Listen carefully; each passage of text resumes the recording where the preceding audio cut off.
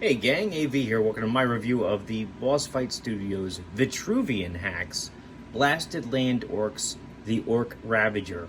Here she is in the packaging. As you can see, she's a blister carded figure with the in collector friendly packaging, with the vast majority of, well, actually it looks like almost all of her accessories visible there in the bubble, even inside the bag. Yeah, okay.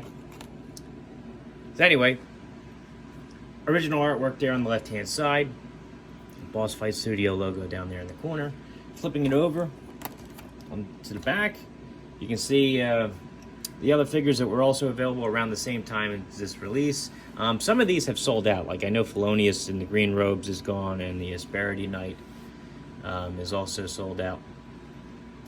But a lot of these figures should still be available on the Boss Fight Studio website if you feel like looking.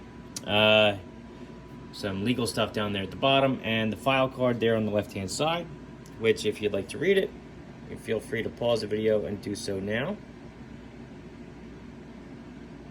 Alright, very cool. I got this figure in a mystery box I got from Boss Fight Studios recently, and I realized I A, didn't own one already, and B, obviously haven't done a review of it either. Alright, so the bag was taped in. So I figured I'll review it now. Alright, let's get all of her stuff out. Bubble here.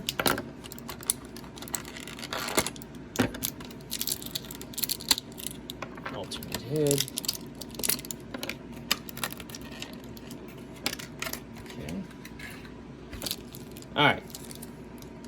Oh, no, she does have a weapon in there. We'll open this up too. Bag is taped closed, so this is really collector friendly. Sometimes it's sealed closed, which makes it not collector friendly. So anyway, first off, she does come with a figure base. It's in the Boss Fight Studio logo. It says Boss Fight Studio there. 2 foot pegs on the back. Copyright 2017 Boss Fight Studios. She has her shield, which is awesome. Great sculpt on this, very nice paint. These are great accessories. If you get the arrows, like you can even stick the arrows in these cracks to make it look like they blocked a couple shots. Very cool. On the other side, you've got the handle for the figure to hold on to, right behind the buckler. And then you also have these 2 hoops, which enables you to slide a string through and tie it off so that she can wear it on her back if you choose. Very cool.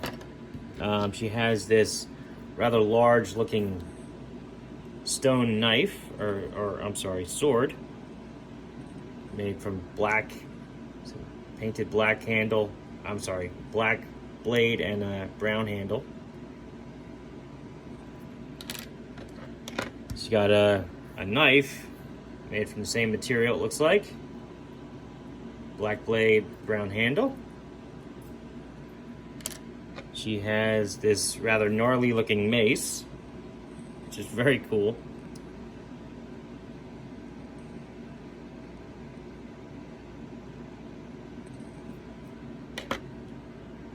She's got an alternate set of hands. All 4 sets of her hands are grasping hands, but what they used to do back when this was actually released was they used to give each set of hands a different set of articulation. So this hand has a hinge that bends in and out. Very stiff on mine, but I can get it going. I do want to be careful. You don't want to stretch this plastic out too much because it is red, and it will leave an obvious stress mark if you're not careful. But yeah, okay, so the hinge does work. Just need a little loosening up. They go in and out, and the set on the figure should go up and down. They do. Good. That's to give you better options when posing her with her weapons, so that it looks more believable when she's wielding her weapons. It's very cool. I like the fact that they used to do that. Not sure why they don't do it anymore, but you know, it is what it is. She also has a second head sculpt, so we're gonna have a closer look at this one, which is awesome. I mean, this is such a great looking head sculpt. Wearing the human skull as a mask. It's very cool. She's got her eyes properly painted inside as well. There's a hole inside the skull itself, which is also picked out in paint. She's got her hair tied back. Very cool. And then here is the alternate head, which has her hair in the same ponytail, but you can see her without her mask. All right. Very nice design on this figure. We've seen a lot of these armor pieces before, but still very cool. Very cool looking.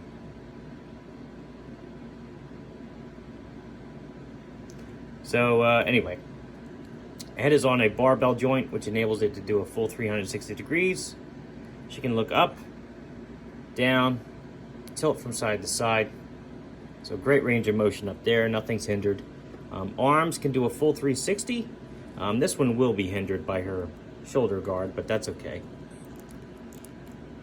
Can go up about that high, which is outstanding. There's nothing at the bicep. Elbows can flatten out, bend 90 degrees, do a full rotation up there as well. Hands, full rotation at the peg, and we talked about the hinges. This one goes up and down. Alternate set go in and out. She has a upper diaphragm joint, which enables a great range of motion up there.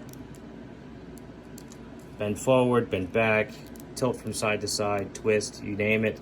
As part of the figure's construction, she also has a swivel at the waist, which is a little tough to get to because of all the stuff she's wearing, but it's there.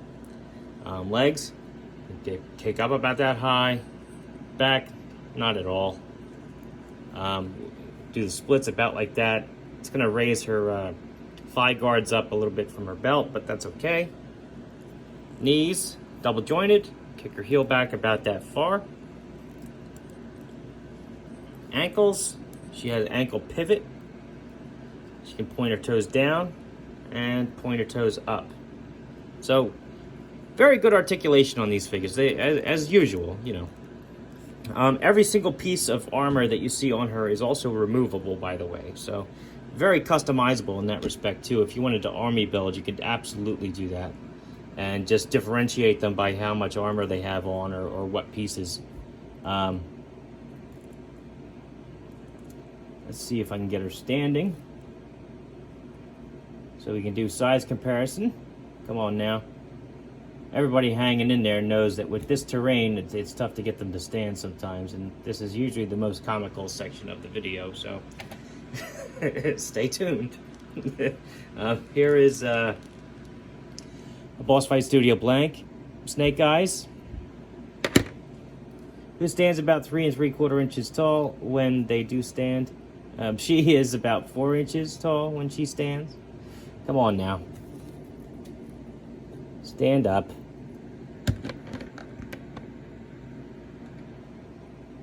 It's definitely the terrain. She stands up fine on the regular table. Come on. Alright.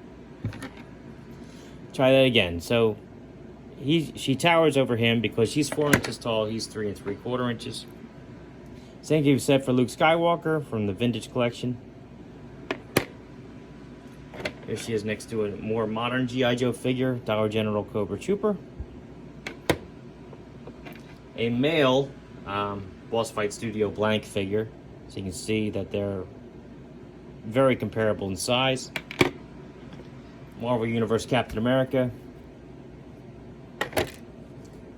Alright. Marvel Universe Captain America.